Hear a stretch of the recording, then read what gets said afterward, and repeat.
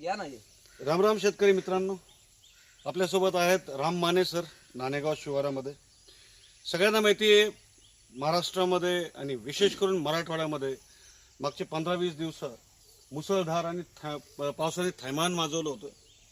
अशा परिस्थितीमध्ये शेतकऱ्यांनी फळ जे तोडायच्या परिस्थितीमध्ये आलं होतं ते खराब होऊ नये म्हणून मार्केटला त्याला पोहोचवणं जरुरी होतं.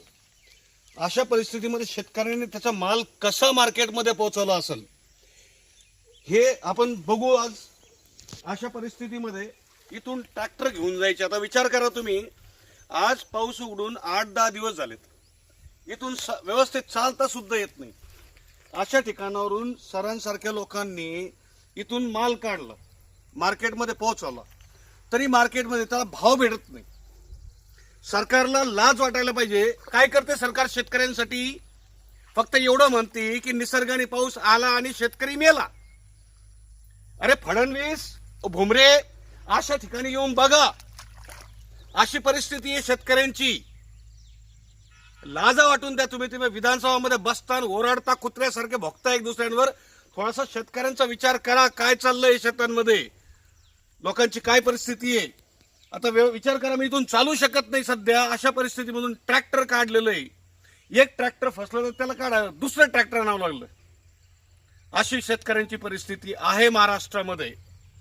जग जाहीर ओला दुष्काळ घोषित करा, नाहीतर शेतकऱ्यांना आत्महत्या करण्याशिवाय काहीही पर्याय वाचणार नाही. मी संतोष रोडे पाटील, शेतकरी मित्र, फळबाग मित्र.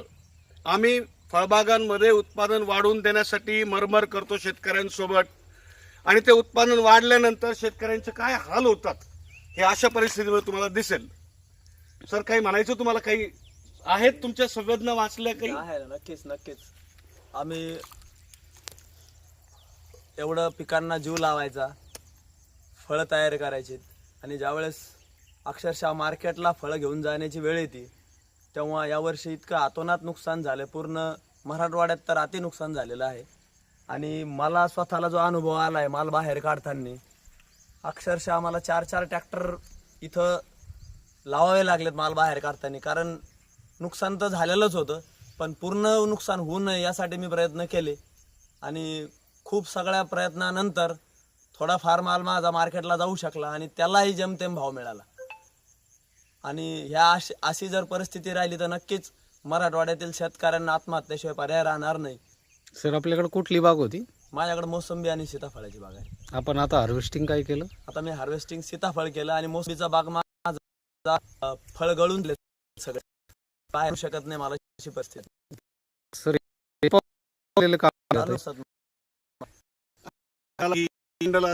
मंडला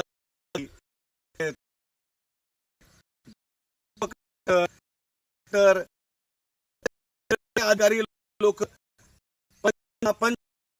पडते, कोणीच येत नाही. तो ओला दुष्काळ जाहीर ऐकला ना, खासदारामध्ये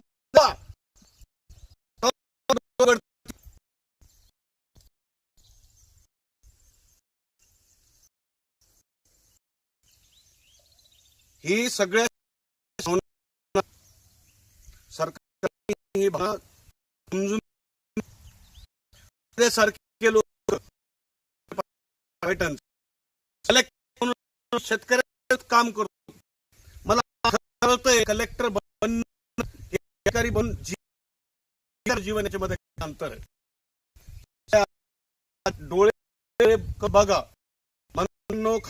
आमदार गावागा खेळायचं काय परिस्थिती आहे पूर्ण महाराष्ट्रामध्ये जाहीर नाही तर